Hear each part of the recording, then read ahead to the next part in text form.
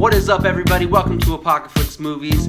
Jacob Bartley here. This is Jake Berlin, and we're here to review the movie Bohemian Rhapsody.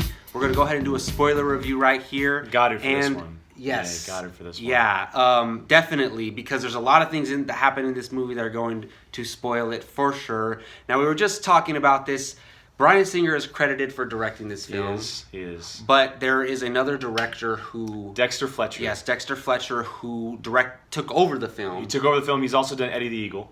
Yes, which was great. So, yes, it was. I would kind of relate it to maybe the Joss Whedon Justice League situation Very in a much way. so. Very much so. To where the director came in, but he didn't direct enough of it, or too much of it to where he got the credit for it. Although I will say, I think Whedon probably directed a lot more because of reshoots took over. I would absolutely say so, but I would say it's the most comparable thing that people are aware of. But anyways, this movie about Freddie Mercury pretty much, but also about Queen, mainly about him, but also about Queen as well. It's literally like a band. It's a Queen movie with their frontman Freddie Mercury, which makes sense because and all that. Yeah. You know, the lead singer is the head of the band. He gets all the credit. It makes sense that the movie's about him. All the bad word if they do bad. Like exactly. The leading man is who takes it all, and so it's a Queen movie with Freddie Mercury starring, basically. Pretty much. And we were talking about this. I grew up knowing all the popular Queen songs, and I loved those songs, but I didn't know a lot about him. I grew up on classic rock. I grew up on all their songs because of my dad mainly. Yeah. But I like I told Jacob, I knew absolutely nothing about the Freddie Mercury story. Especially about him, yeah. I knew that the gay factor of it and that part of it, but I didn't know that he wasn't white, like you had mentioned earlier. Yeah, that he changed his name. The history with his ex-wife, like all of that is so different in this story, and so it kept me interested through the entire thing just because I was so fresh to the idea. But that doesn't mean that there weren't things I didn't like. Yeah, it was just weird to me because it just blew my mind. All these things I didn't know, that he wasn't white, and I had heard about him being gay leading up to the movie, but I didn't know that before. And then it's crazy. I mean, it seems like every rock star was getting involved in drugs and stuff like that. It's that time period. Yeah, for sure. I gotta say, I really enjoyed the movie. It's a really well done movie. No matter what we think about Bryan Singer and everything going on off set and in the real world, his filmmaking ability is really good. And the way he crafts the story. While, What I like about this movie so much from different other biopics and other music films, it almost felt like a greatest hit album because every major scene or sequence in the movie was based around an album or a song or a major event within Queen or Freddie Mercury's life.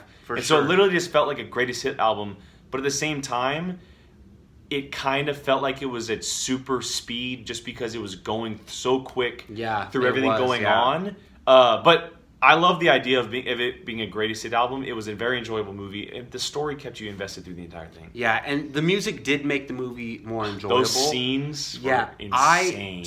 One thing I was worried about, that this was going to be like kind of a musical, because I didn't know. So I was worried that the music was going to be too much in the movie, but I thought it was just enough. It's like we were part of the audience. Exactly. We were part those of the concert. Performance scenes, they weren't like regular performance scenes in other movies, or you could show us performances by other musical artists that wouldn't be as entertaining. Yeah. These were like the action scenes of a movie in a way. You know what I mean? They were the entertainment part of the film. Well, and they were edited so uniquely too, like back and forth. Like the one scene that sticks out to me, other than the Live Aid, is the scene where they're doing all these kinds of performances and all the cities are popping up. Yeah, that was cool. It's like a 5-minute run-on of it was like a montage. Yeah, and it was a really unique way to do it all, and it kept you interested in the entire thing. And another thing I was worried about, I thought the subject matter would have lent itself well to a rated R film.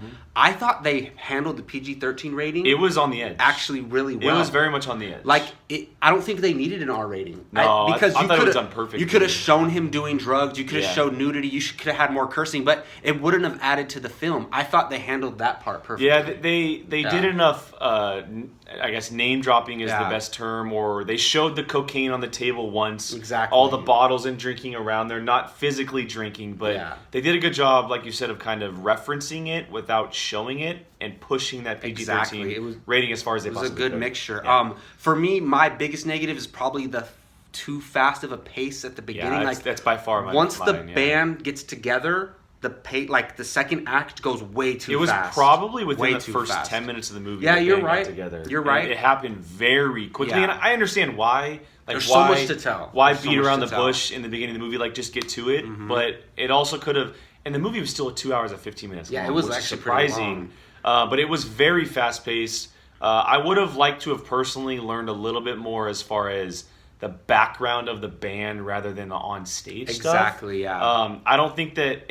It's not to say that the characters aren't developed well, because they are, but I would have loved to have seen more about the bandmates rather than the Freddie Mercury story, because it was all about Queen with him leading it, and the entire movie is about him taking the rap for all this stuff and him kind of being the leading man. But these guys are in the background having such an important story as well. Well, the thing is, when all of them were on screen together, I loved their chemistry. I thought the other actors did really well, and I really liked all three of them. The four of them were really good together. I would have liked a little bit more time spent with each of those characters. Like, what are they doing when they're not with Freddie? We only saw them with Freddie. It literally felt like we were watching a reality TV show, and every night the camera would go home with Freddie. Exactly, that's what it was like, and I would have liked to seen them more. But for me, the music just favorite use of a song is when they were creating the "We Will Rock You" song, and the stomp and the clap. Like, I loved that. If that actually happened, and I don't know how what I was true thinking. This is, like, event wise, but if this actually happened.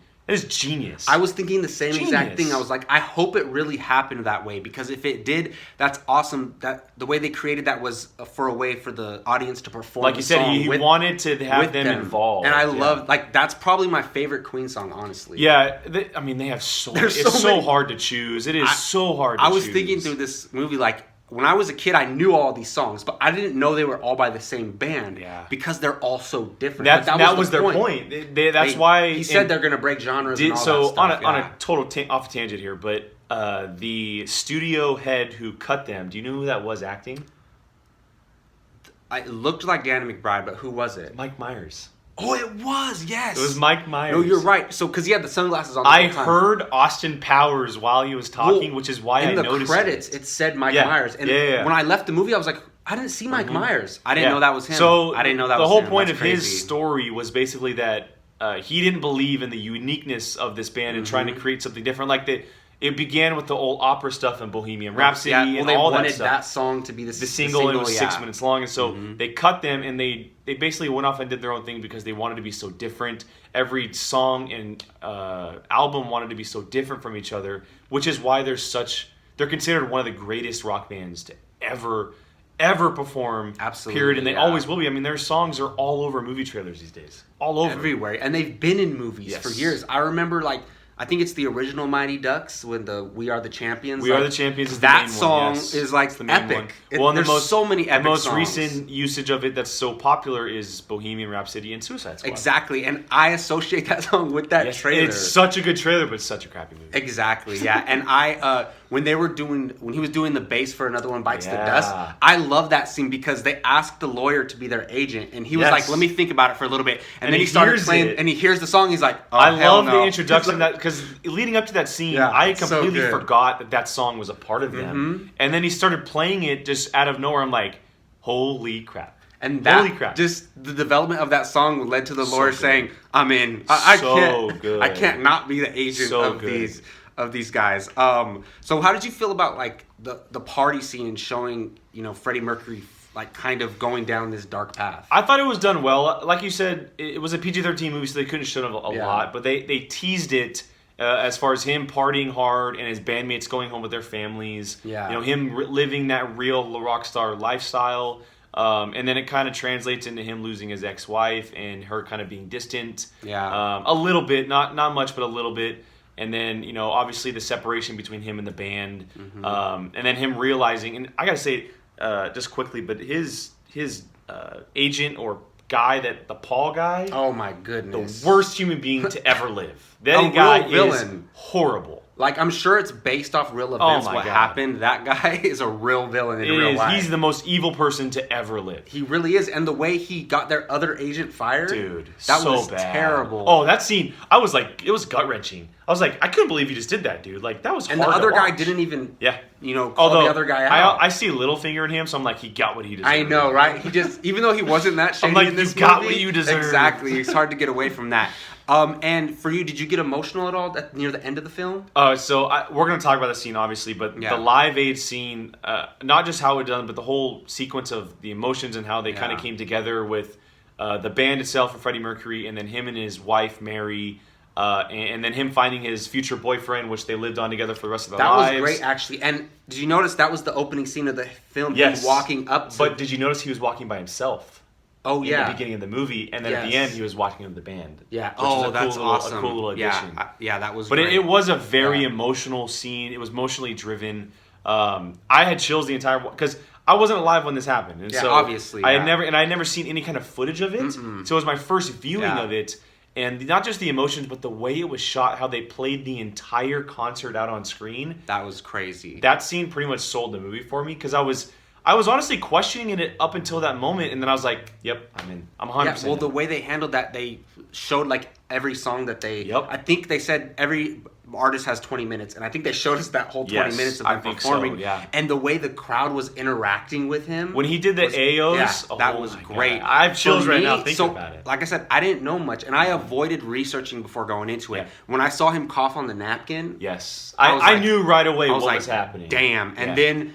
That scene between him and the band members when he tells him that he has AIDS. Hard, dude. That scene, I didn't cry, but like I got a little choked up a little bit. Yeah. I was emotional, but the second I saw the lesser of the four, the guy with the curly hair, when he was like basically bawling, he's getting water. I was like, I'm done. Yeah, exactly. So I thought emotionally the film worked really well. Overall, I think it's a really good movie. Yes. It's not going to be in my top 5 of the year necessarily, but I really enjoyed it, and it made me revisit Queen songs. Like this morning, I was listening to Queen on the way to work. I downloaded all their songs. I didn't have any on my iPods. Yeah, and they're so good. I'm so glad I got to see this movie. Yeah, no, it's such a good movie, and I love that they're doing these kind of band biopic stuffs, and not just because it's Freddie Mercury, but just in general. But his story deserves to be told. There's some that aren't, but his deserves to be told, and the kind of legacy that he left. And they kept calling him, like at the very end, they called him a legend, like that's who he is. And so he said we're legends. Yeah, and we haven't even touched on it, but Rami Malek, by the way, is fantastic. He is so good as his character, and just in general, amazing. I mean, that goes without being said. Yeah, he was fantastic. But the movie overall is great, and like I said, the Live Aid concert scene is what got me sold on it.